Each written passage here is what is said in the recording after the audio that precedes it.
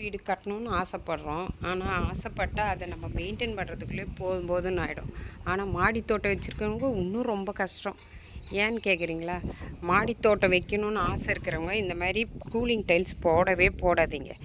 ஏன்னா cooling tiles நம்ம அனல் தாங்கும்னு போடுறோம். ஆனால் இந்த கூலிங் டைல்ஸ் அனலே தாங்கிறதில்ல.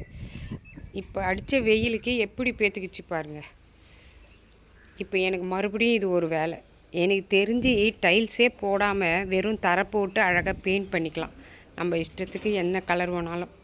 இது பாருங்கள், கூலிங் டைல்ஸ் போட்டேன், எப்படி எடுத்துக்கிச்சு பாருங்கள். தயவுசெய்து வீடு கட்டுறவங்க கூலிங் டைல்ஸ் போடாதீங்க. ஏன்னா டைல்ஸ் போட்டாலும் இந்த மாதிரி புறா வந்து எனக்கு நாஸ்தி பண்ணி கரையாயிடுச்சு.